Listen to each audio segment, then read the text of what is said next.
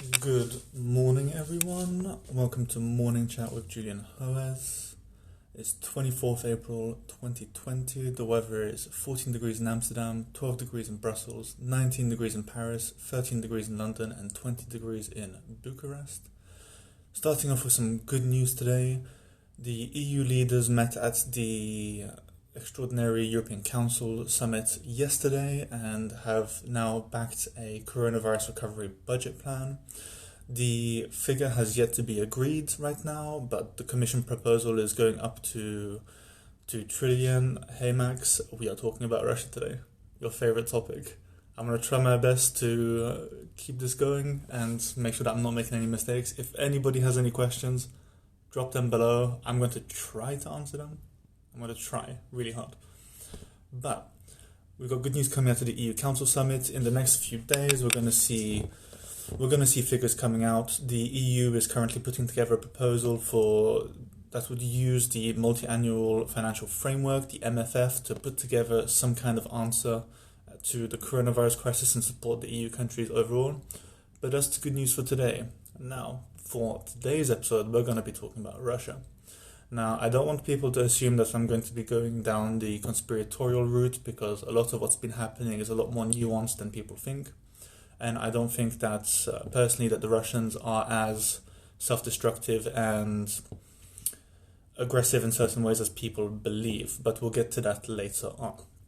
Now, to start off, we'll put down some background, some figures, the early responses, how the government behaved, and then we're going to move on to the more recent things, border closures, travel shutdowns, and the behavior of ProKremlin trolls, hackers, that kind of thing. Now, to start with, up to date, as of yesterday even, there have been 62,773 confirmed cases, 4,891 recoveries, 555 deaths, and over 2.4 million tests performed across the country. Now, Russia is doing quite well regarding the way it's responding to the coronavirus crisis, and this is down to a number of figures, such as the way it started testing very, very early on, almost as soon as the World Health Organization suggested that countries start doing so back in January. The fact that these early cases were shut down fairly quickly and that it managed to sort of delay the real start of the crisis by a good month or so. And the fact that early on, the majority of the cases weren't really down to Russian citizens, but foreigners who were in the country. Now, the first two cases, starting 31st of January, they were confirmed in Tyumen and Chita. And both of these cases were Chinese nationals who were in Russia and who recovered quite easily. And the majority of cases of Russian citizens early on weren't really picked up until the 23rd of February. So these were cases that took place on the Diamond Princess, the cruise ship that ended up getting stuck and was filled with UK, Japanese, French, and a variety of international citizens, including US, as well as some citizens that were caught in Azerbaijan and the United Arab Emirates. Now, of course, we can't be sure about what the early cases looked like because no country had a 100% testing or catching rate when it came to the illnesses.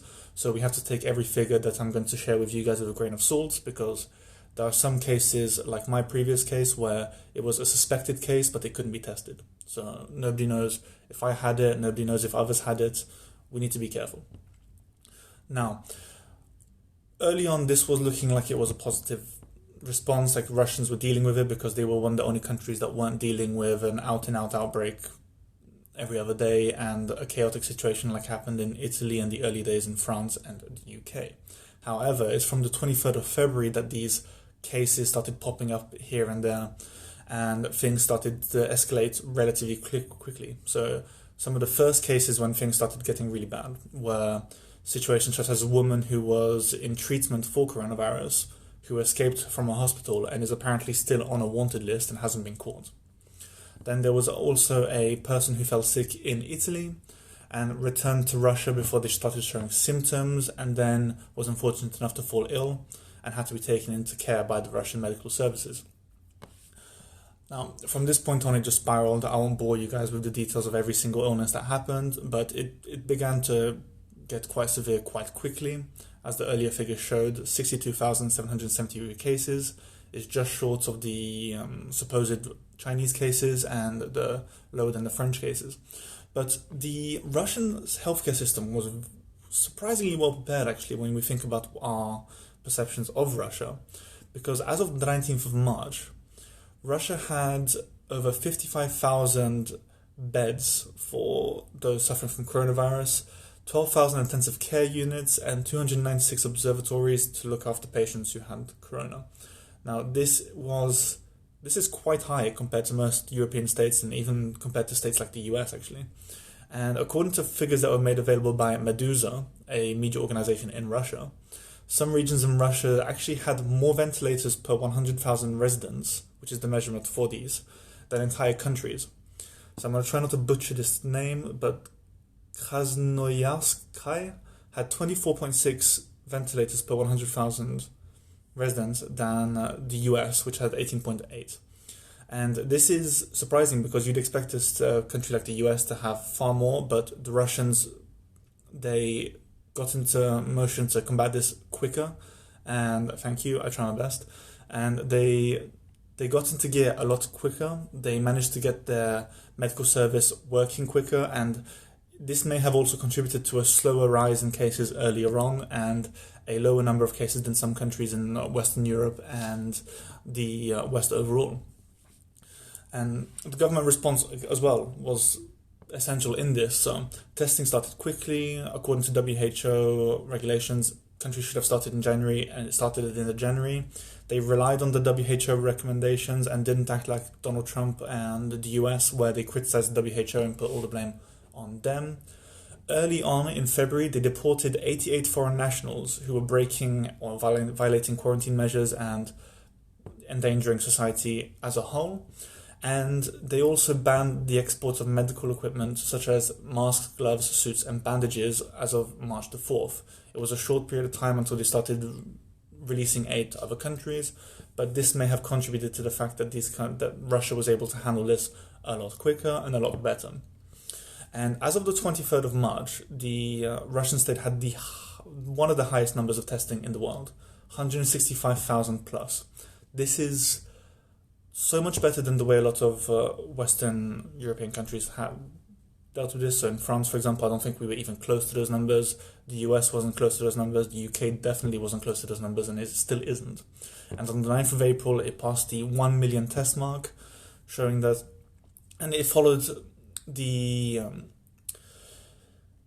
a lot of ways, it mimicked what the German state was doing in following a strategy that was primarily about testing, understanding what was happening on the ground with the citizens around the country, and making sure that they were aware of where outbreaks were happening, where illnesses were happening, where the worst cases were, and figuring out how to react based on that. This is starting to look like it was the best way to go, if we're entirely honest. Even if it didn't completely eliminate the risk, we have to be honest and say that the Russian case did work well. And I think now, as of yesterday, 2.4 million tests performed. That's a huge number, and it helps the government to react to the cases as they pop up and help to deal with this. Now, there were a progressive travel shutdown as well that led to some diplomatic fallout in Russia. So Chinese citizens were banned from entering Russia on the 20th of February, and Italian citizens from the 13th of March. Now, the Chinese case is quite interesting because of the fact that China and Russia, at least to the rest of us outside of their spheres, they portray themselves as being quite close regarding the way they cooperate and the way they behave in the diplomatic and international world. And my recollection of this was that the Chinese state was reacted with a sense of betrayal, as it expected Russia to stand by it and didn't expect to be thrown under the bus, as it were, in the way that it felt it was. Now, this was entirely understandable. I mean, in the Chinese state was finding itself being shut out of international travel quite quickly. I believe it should have been done quicker once we realized the scope of the actual crisis, and this was a step that was important in defending Russian borders, defending Russian citizens, and preventing more outbreaks from happening by Chinese citizens trying to escape China and trying to take refuge in the nearest country. or nearest allied countries such as Russia. Italian citizens were banned from the 13th of March as well, due to the fact that they started having cases popping up where citizens had gotten sick in Italy and came back. And this was happening in many states. I remember when I was traveling into Romania, they were asking us if we were coming from Italy, and if we were, there was a good chance we would have been told to just leave the country. That was it. Either leave the country or go into mandatory quarantine in a Romanian medical center. So this wasn't unheard of. However, there were some interesting points as well. Trains from Nice in France to Moscow were also suspended, despite the fact that President Emmanuel Macron was trying to build up his international coalition to combat the coronavirus. And in some ways, this was seen as the Kremlin deciding that it was going to go at it alone and avoid international partners, which is quite a big thing. It was a slight slap in the face to Macron, who believed that he could have gotten Putin on board early on and sort of build up a stronger coalition. It's still in the process now, but this is quite a big thing. The borders with Norway and Poland were closed. I believe the borders with Finland were also closed, and all trains were refused from these states and from all states in general. But it wasn't until the 20th of March that all borders were shut down.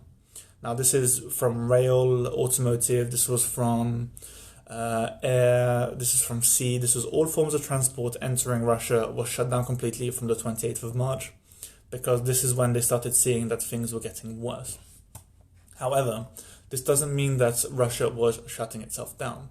The 21st of March, Russia delivered over 100,000 test kits to 13 countries, including places such as Armenia, Belarus, Kyrgyzstan, Uzbekistan, Serbia, Egypt, Venezuela, Iran, and North Korea, who, as we can understand, North Korea had a slow rise in cases and hasn't had many cases overall. I believe North Korea, due to its isolation, has had the best response to this, but it is how it is. And the 22nd of March is when the Russian army sent medical help to Italy. Now, this is where we get to the interesting stuff, where we're talking about soft power and disinformation and the way Russia has been behaving towards other countries. And in a lot of ways, it's been taking Beijing's lead in love-bombing nations that have been struggling with this, sending them medical aid, and also broadcasting pro-Russian propaganda while supposedly sowing disinformation at the same time. Now, I want to just caution everybody who's going to be listening to this, everybody who's listening to this now, let's not get into overly conspiratorial thinking, because there's a lot of factors to this and there's a lot of points that we need to keep in mind when it comes to the way Russia and Russian actors behave in the international arena. Now, so many have said that this is the perfect opportunity to undermine trust in the Western liberal order, due to the way in which some countries are failing and very much struggling to deal with this. So we had all of the discourse on how Brexit was a Russian success because of the fact that it weakened the European Union. I'm one of those who believes that it was more of a British nationalist success and that the Russian actors had very little to do with it. But we can discuss this later on if people have questions or if people have things they want to discuss in future episodes. We see a lot of propaganda popping up here and there, particularly from from Chinese and from Russian actors from the state, about how these countries are doing more than Western actors such as France, Germany, and the EU overall, which is not necessarily the case. So we heard the trumpeting of the Russians are getting involved, the videos of Russian military convoys traveling through Italy, through the mountains, handing out equipment to the people, handing out equipment to organizations, and in general using the situation to their benefit to utilize soft power and to sort of push a narrative that Russia was there when the EU wasn't.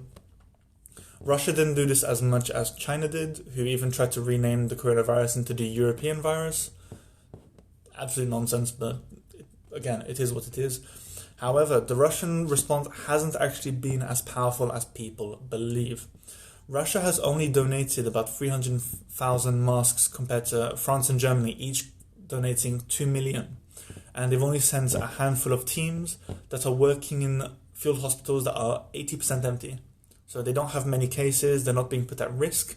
And this is compared to the sheer amount of support that has been given by states such as Romania, by Poland, by the Czech Republic, by the EU overall, with the funding and the knowledge sharing and the actions that has been undertaken and supported by the EU through all the member states. And the Italian military actually believed that the Russian delegation that was supporting Italy in these moments of need were actually acting to gather intelligence to help support efforts back at home.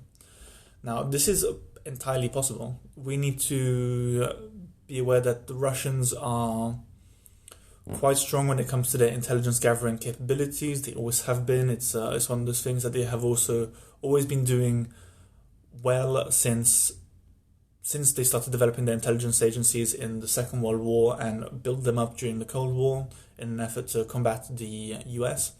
And the European External Action Service, the main diplomatic and external branch of the EU, has actually discovered 100 cases of pro-Kremlin disinformation between January and March, and coordinated campaigns promoting false health information. Now, this is why I want to provide caution to people, because when we mention pro-Kremlin, this doesn't necessarily mean that it's being run by Putin in the Kremlin or Kremlin agencies. Like every state in the world right now, especially the Western states in the US and the EU, Russia has a big problem when it comes to cowboy trolls on the internet, hacking groups, anti-authoritarians, anti-globalist, populist organizations that aren't necessarily connected to Russia. This isn't to say that the Kremlin doesn't engage in disinformation, but there is a lot happening that you can be sure that the Kremlin isn't running, because while in the West we always get this image that the Kremlin runs everything in Russia, that's certainly not the case, and there are weak links in the behavior of the authoritarian Kremlin government, particularly Putin, who aren't aware of everything, they don't control everything, and they don't do everything.